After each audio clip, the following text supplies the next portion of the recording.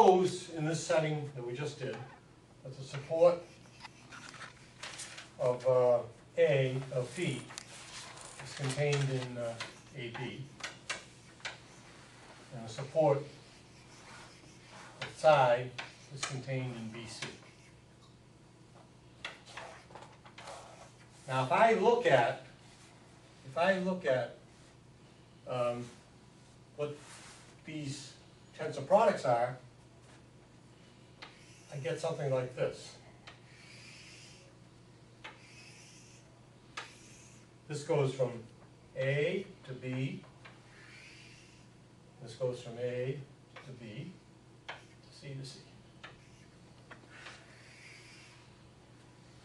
And so, if I'm just looking at the tensor product of phi with itself, that gives me B02.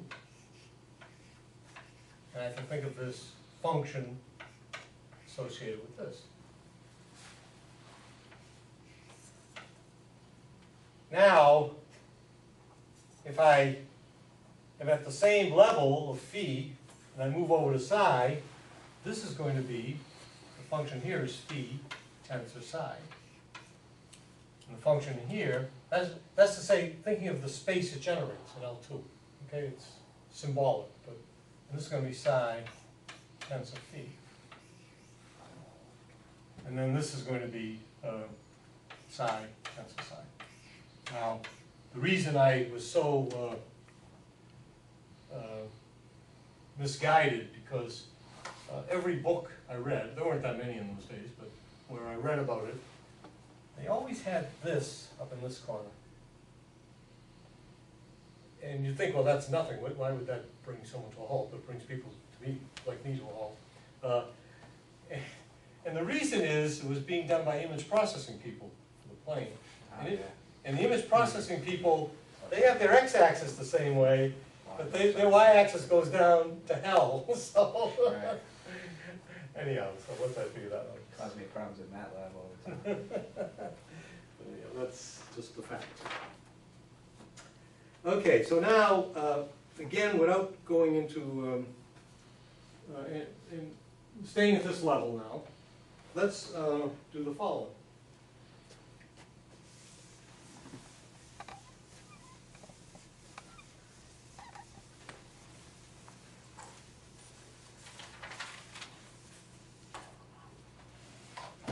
So I'm going to take, I'm going to take a set W,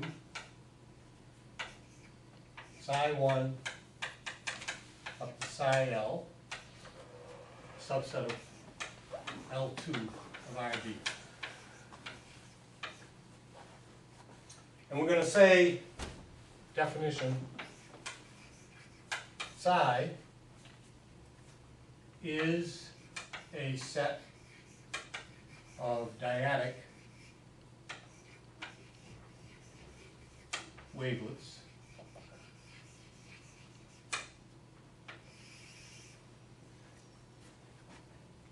so I notice you have that on now, or do you? That's probably better, because maybe we can just tell people to check this before next week, if you don't mind. Yeah. So psi is a set of dyadic wavelets for L2 of RD. And Tom, one of the reasons I was feeling badly you weren't here, because I figured you would be coming in later and later, is because we don't have a quorum tonight, because of whatever reason, I'm going to let class end early. So psi is a set of dyadic wavelets for L2 of RD if this guy here, psi L Mn, where M belongs to Z, N belongs to ZD, and L is equal to 1 up to capital L.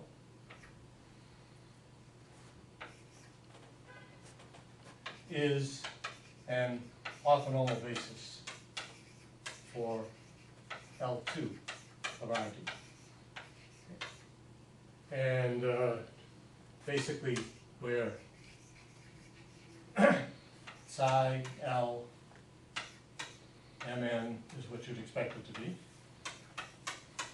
It's equal to 2 to the md over 2 psi L 2 to the m x minus m. Okay, that's just the definition, set of dyadic wavelets. And a set of wavelets W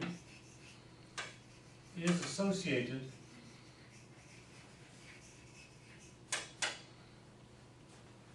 with an MRA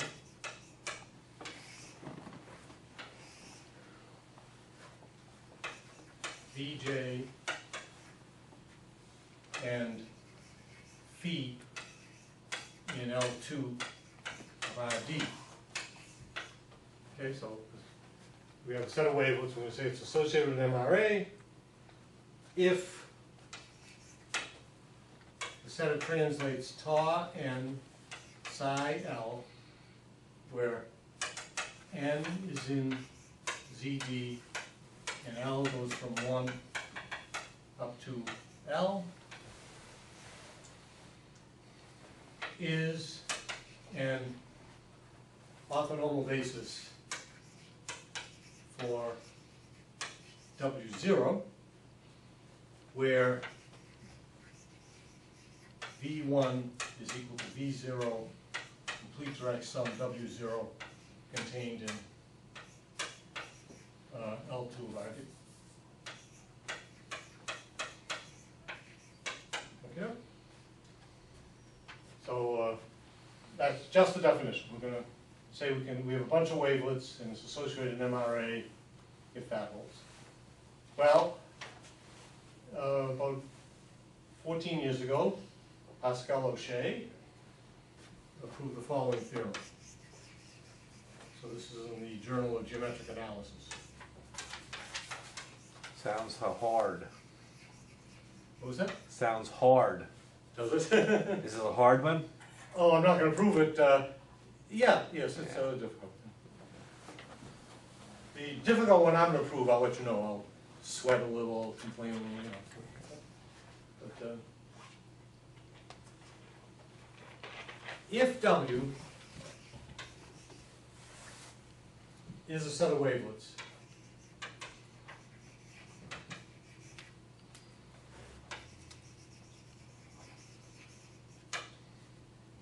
such that each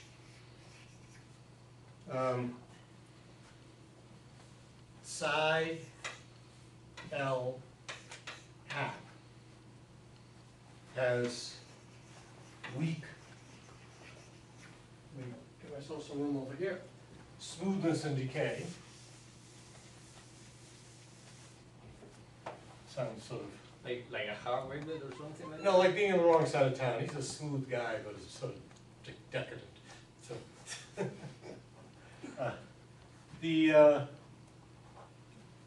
I'll write down something very explicit in a second. Not the has weak smoothness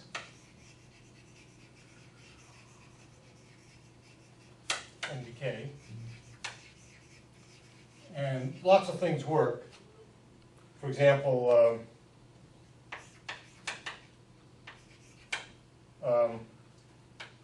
psi L hat is continuous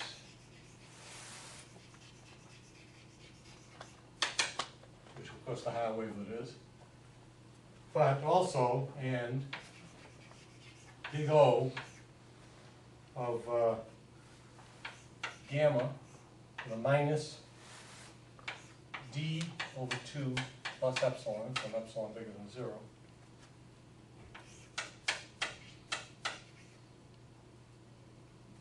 So in the case of high, we're dealing with d equals 1, and basically you've got sine functions, which goes down like 1 over gamma. So, it goes to infinity.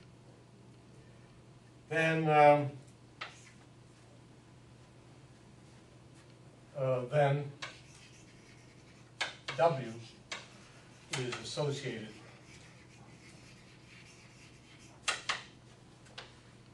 with an MRA.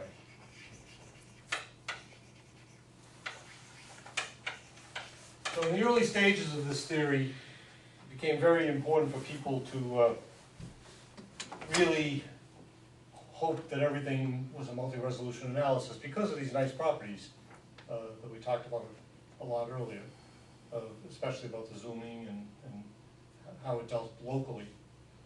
I think a lot of us since then have realized that that's not something to die for. But in any case, it became important to find out when a set of wavelets actually came from an MRA. And that led to the following theorem. And O'Shea was involved in this theorem, but several other people were too.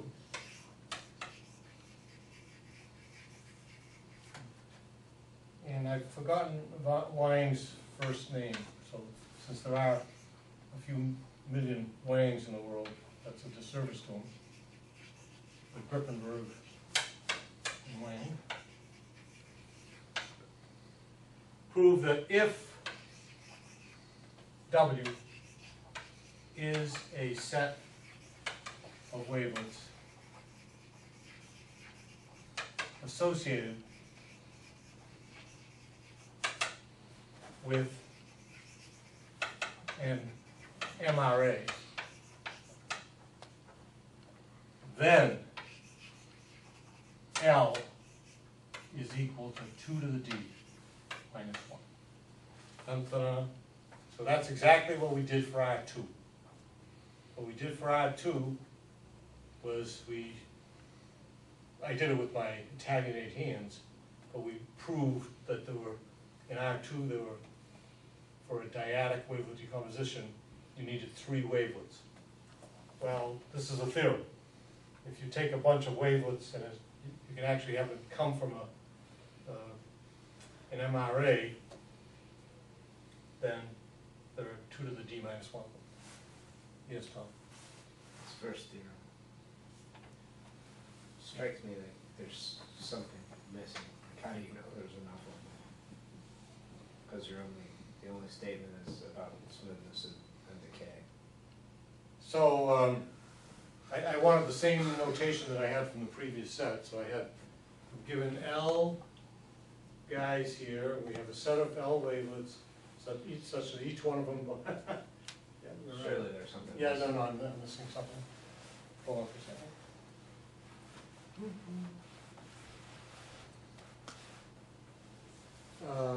Give me. Sorry No, I'm glad you did. to screw up your flow. That's not a problem. Well, I mean, built in there is the assumption that it's an orthonormal basis. That's in the definition. Oh, that's right. Yeah, that's it. Okay. Basically, because it's a set of wavelets, it gives rise to an orthonormal basis of L2 of RD. So that's the reason. Thank you, Brent. Helping out with that. Lucky guess. So if you have a set of wavelets for L2 of RD, in particular, they generate an orthonormal basis. Oh, These guys here Okay. generate an orthonormal basis. solid. Okay. Got it. Yeah, thank you, Brent. Caught up in your crafty notation. Yeah, and caught up in my not so crafty head. Okay, so. And now you've already said there are higher dimensional wavelets where you don't need a full set of them, you just need one. So I guess that doesn't apply. This isn't. and you don't have an MRA in the Okay. dyadic case. And in the dyadic case, I mean, but if you just think about it, with all the data analysis we do nowadays, is this a good thing? If you're in a 100,000 dimensional space, if you want to do signal decomposition, then maybe it might be efficient to have a smaller number of wavelets. But anyhow, the theory was developed at this level, and nowadays I think it's a good argument that, yeah, if you could do it with fewer than a zillion, that's good. So there's like weird sets that, I mean, look like fractals but aren't. Yes, They don't come from MRAs? correct. Oh. Yeah. Basically, one second. Basically, those sets on the frequency side You look at their characteristic function, take their inverse Fourier transform, that doesn't come from an MRA. So they're non-MRA wavelets. Okay. Now, this is only for the dyadic case. It turns out that in a lot of engineering, you're not interested in filters that are tensor products, that are separable filters. And there are lots of good examples, which I'll talk about next time, quincunx and things like that, where you can also get a single wavelet, but you're not dealing with dyadic wavelets. So that's sort of the perspective. There's some other kind of matrix there. Yeah, and that's what we'll talk about. In fact, I'm going to stop before I get to the matrix theory today.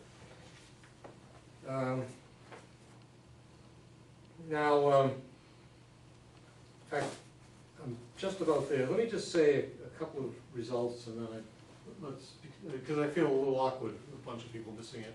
And next time I can start with the matrix business, and they hopefully will have the opportunity to look at this dyadic stuff. So there are two theorems that are useful, I would say. Well, they're characterizing theorems. And the following.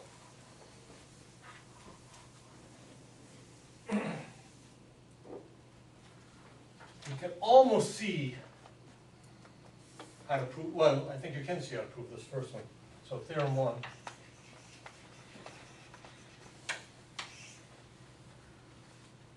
We take a set psi mn where m is in Z and n is in ZD, contained in L2 of ID. Well, that set is going to be is orthonormal.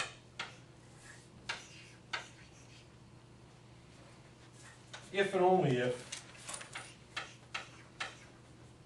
the sum n in ZD of psi hat gamma plus n quantity squared equals 1 almost everywhere. Well, that was the condition to get orthonormality in the subspace W0. And we actually showed how to prove that. That was elementary. Now we just want to get it for all of the other points, all of the other subspaces of the direct sum of the W's. So you need this other condition to do that. And the sum where n is in ZD. Psi hat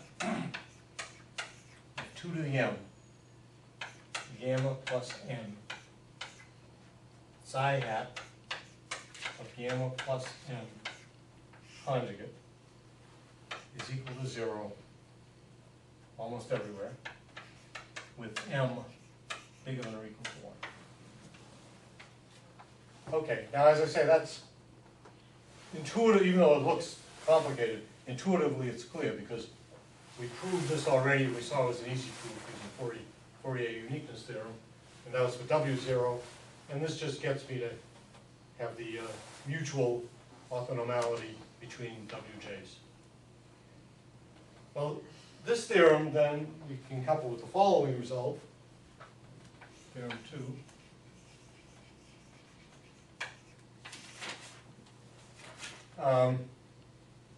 Psi L, where all of these guys have unit norm,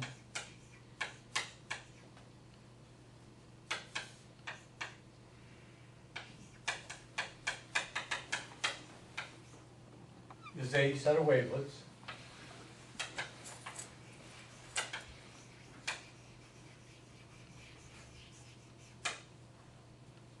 if and only if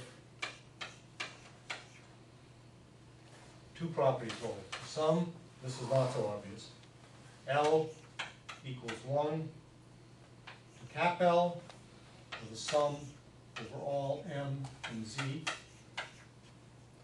of psi L hat 2 to the m gamma quantity squared equals 1 almost everywhere. And Then we have the sum L equals 1 to cap L, the sum over all non-negative M of psi L hat 2 to the M gamma psi L hat 2 to the M gamma plus N equals 0 almost everywhere. It has to be for the right ends, where N belongs to ZD, take away 2ZD. Okay, there's something to prove there. But it gives you a lot more, it gives you an orthonormal basis. Now, you remember last time when we were talking about these single wavelets that were not MRAs, a basic geometrical fact was this set K, whose characteristic function we took and then took the inverse Fourier transform of that, this set K had these two spectacular properties. Neither one spectacular by themselves, but together spectacular. Namely, their integer translates were tiling of space, but their dilates were also a tiling of space. That's unbelievable when you think of it. I mean, you know, just for the plane, give a good linoleum man that problem. You know, give me a set so that I can, on Monday, Wednesday, and Friday, I can tile this thing with squares, no overlapping side by side. But then, on the other days of the week, I'm going to tile it with annuli, but I'd like to have it be the same set. So, well, if you recall, I showed you that that geometrical fact that you had this double tiling held, and I showed it to you by this Fourier analytic calculation.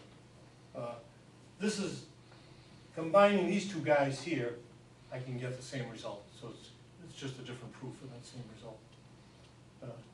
But the fact itself that I emphasized last time was, okay, you can prove that you're going to get an orthonormal basis for that characteristic function inverse Fourier transform of that set, where that set has those two tiling properties, if and only if it has those two tiling properties. But are there such sets? That was the big thing. And what we showed last time was there were lots of such sets.